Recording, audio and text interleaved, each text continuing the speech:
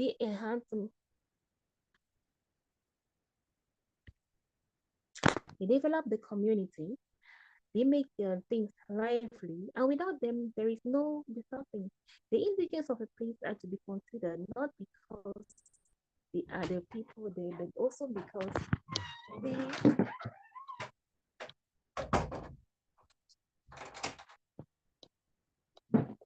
not because they are the people there, but equally because they have a lot to say. They know the place, they know everything about what's supposed to be done there. They are not learned, but without them, things cannot move. So without much ado, I think I'll have to give the mic to my my my host or my co-host and to the panelists as well. Thank you.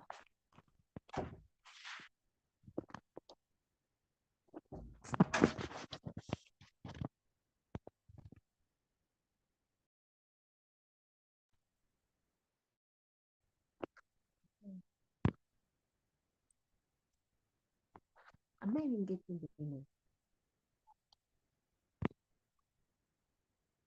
No, I don't see anybody.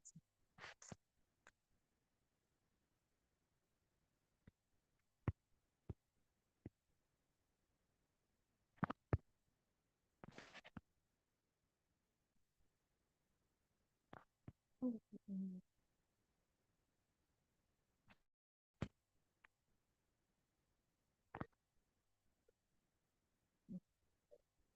I'm not even getting anybody, so I don't know if people go me.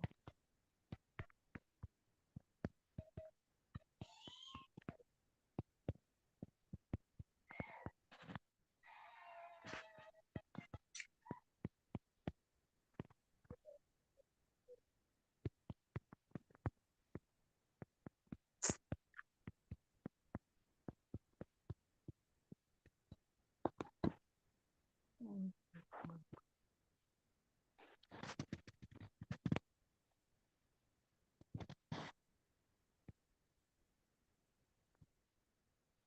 No, no.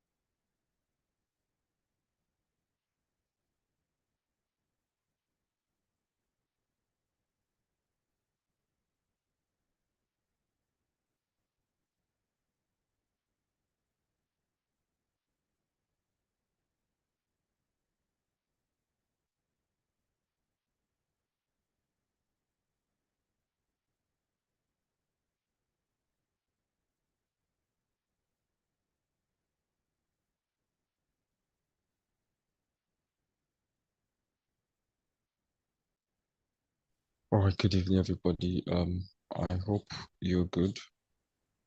I guess Fancy didn't get network issues sorted out. I hope you can all hear me. Temitope, Christopher, can you hear me? Still have over like 20 minutes to continue this session. Temitope, Christopher, can you hear me?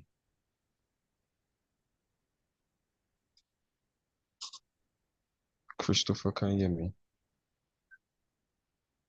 can just kindly unmute your mic and turn on your camera if Yes, you I can hear can. you. Can you hear me? All right, yes, I can. All right, I guess you've introduced yourself before Fancy came in and she had a network issue, so I'll just proceed to the panel discussion session. All right, so Temitope, I don't think you've introduced yourself. You can just kindly do that before I proceed to question.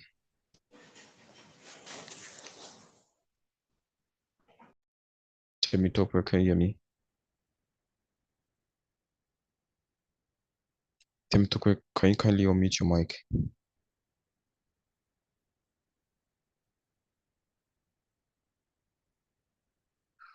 All right, Christopher, because of the time, so I would love to ask first, what are your current actions ongoing in Kenya, and how have you been carrying the um, marginalized individuals, the indigenous people, and of the communities? What are your current projects, ongoing projects in sustainability in your region? All right, over to you, Christopher. Okay, thank you very much. And as I was introducing myself, I said I am currently serving on the board and I'm working with an organization known as ISEC Kenya. And some of the projects that we are currently running include which are sustainable. We are doing WASH projects, which we are targeting schools which are in minority, which are in these local communities, and we come hand in hand and we implement especially water projects whereby we help and finance for digging of boreholes for them to access clean water and install tanks where necessary. We are also doing another project then in these communities, especially in arid areas, whereby we do tree planting activities, which include tree planting activities as well as fruit trees, which can be sustainable. And we believe in the future, these fruit trees can also help to provide food and fruit for these communities. So those are currently the projects that I'm currently involved in. All right, thank you very much for your comments. Temitope, can you kindly share your current experiences and projects in sustainability in your region?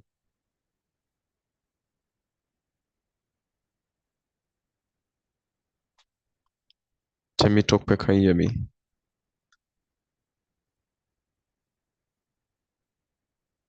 Temitope, can you hear me?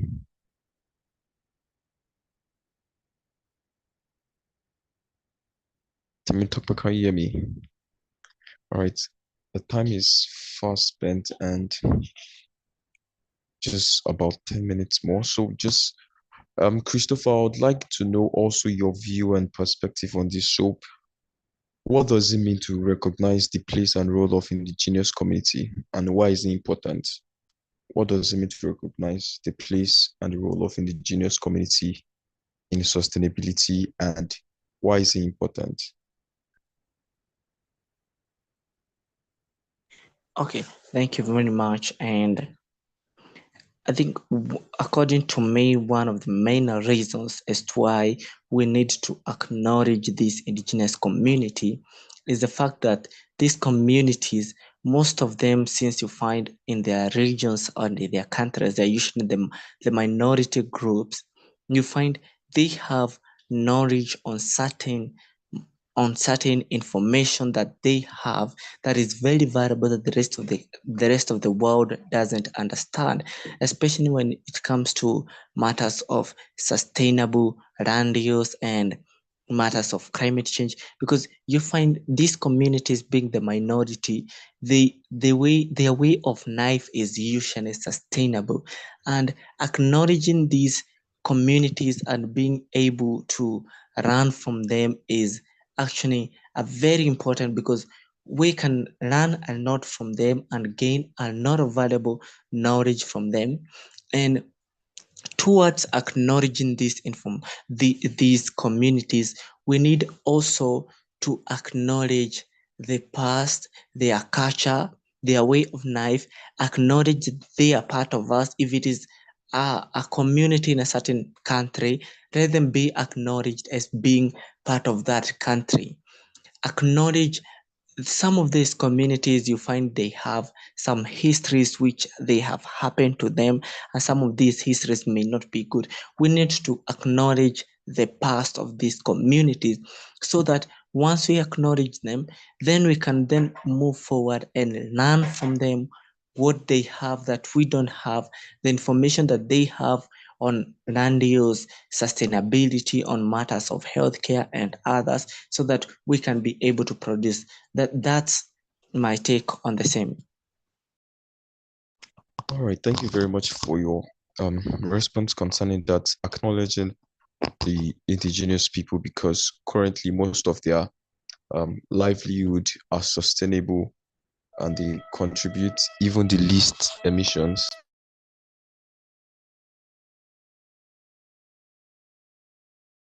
Which even at COP currently, the indigenous people are being beckoned on to be a part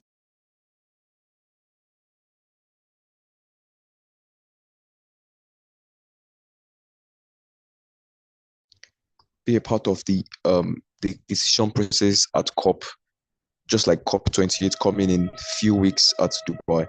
The indigenous people are like a major part of the decision process, which has started to be part of the policies and strategies of making a very strategic approach to the global boiling, no longer global warming, to the global boiling situation, and every individual action and the NDCs and climate policies that every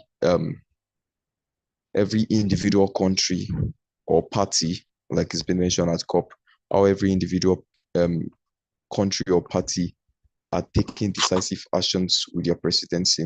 All right, so thank you very much for that response. I would also love to ask, what are the key challenges the indigenous community face? Definitely, we know that these people contribute less, but suffer the most. But what are those key challenges that the indigenous community face? Ms. Christopher, over to you.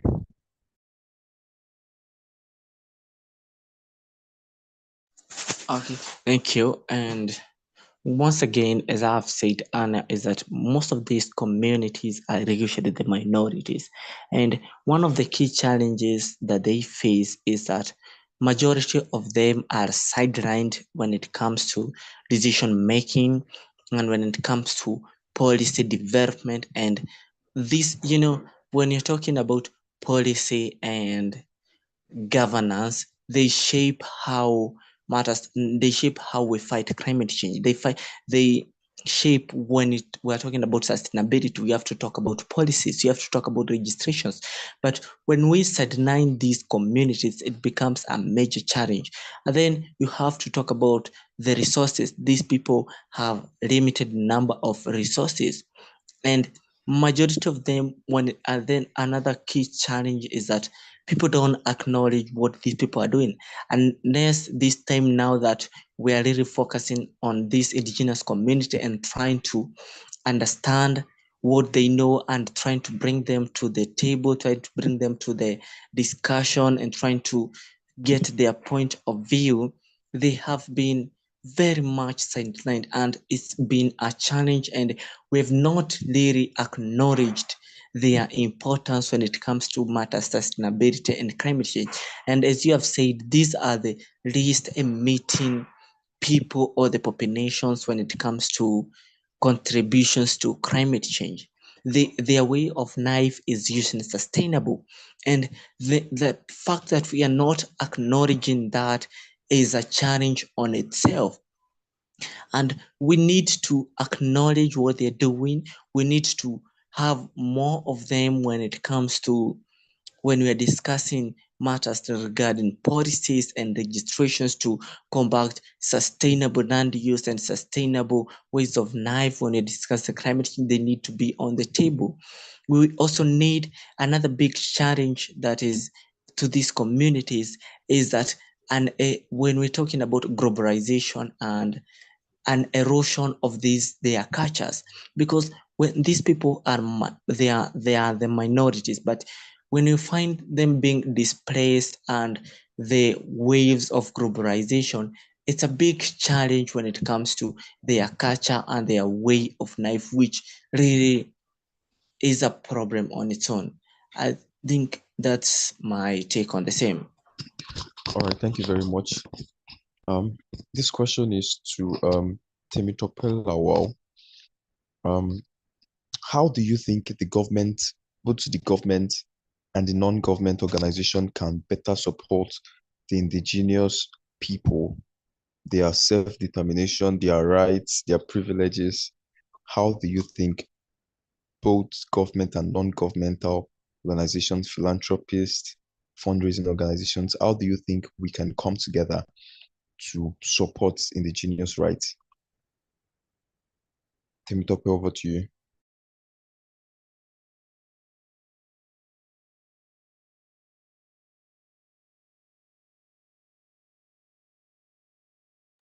Temitope, are you on this call? Can you just kindly unmute your mic?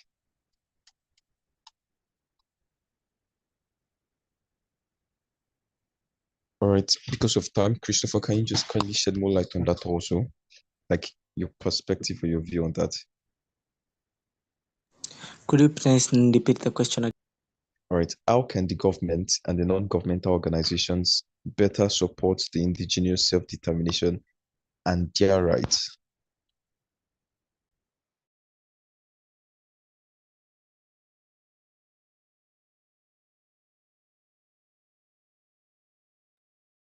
Christopher, did you get the question? Yes, I got the question, and I think one of the thing is that as the first question we need to start by acknowledging the existence of these communities. Next of all, we need to move to include these communities and these people more into matters policy and registration on sustainability and on climate change. Then we need to fund initiatives or projects that touch on more on these communities. That means these projects, they're gonna provide economic opportunities, job opportunities, and be able to open up. We also need to be able to find ways to open up these people or these communities to the rest of the world, so that the rest of the world can learn how these people are doing their things and can be able to implement them in other places. We also need to implement and find policies which best protect these communities, because as we have agreed, they have vulnerabilities, and we need to protect them. We need to safeguard their rights. We need to safeguard their culture. And also, when it comes to NGOs and the government, and a big factor is we need to how well do we able to these communities, they can be able to access education. Quality education is a big challenge when it comes to these communities, and it can only be achieved when it comes to a joint between the government and NGOs and private entities towards the same. So I think that can go a long way to really helping and really putting a vibrance to the voices of these communities and these people. Thank you. All right, thank you very much. Before I make my final statement on that, can you also have you had any successful collaborations between indigenous people, either as an individual or the organization you work with, or between the government and indigenous people? Have you had any successful collaborations between indigenous people addressing all of these common challenges?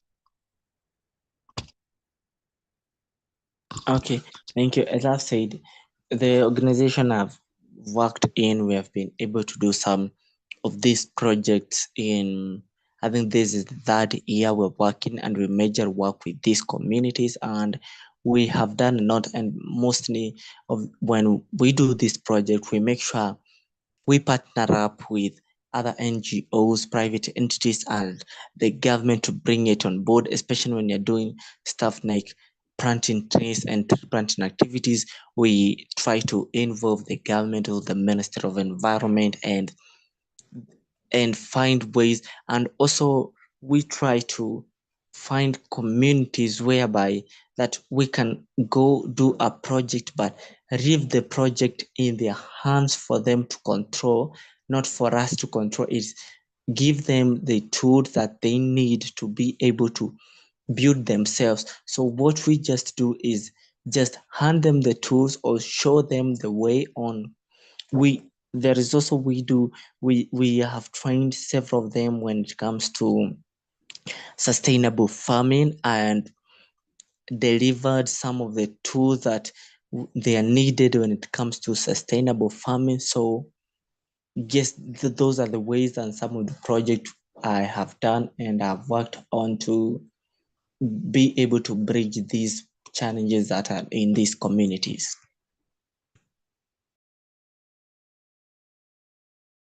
All right, thank you very much, Christopher Kinyor. I think most of us, since this is a combination, a collaboration of youths from across the West Africa region, the Africa region, and across the globe, it's very important as either a climate activist, an advocate, or as you're working in sustainability, that in every of our action, I'm now directing to our organizational actions to to include the indigenous people, the local communities. You can't bring any intervention to a local community without them being involved in the intervention you want to bring. If not, it will not be sustainable. It's just like how the previous session was. To be truly green and truly sustainable, indigenous people have to be involved both at the inception stage, the planning stage, and then the implementation stage. They need to be carried along all through in all of these interventions that the youths are advocating for and non-governmental organizations are providing for these people. All right, so thank you very much. This session will be ending now, and the last session for day 2 will be starting in about 5 minutes.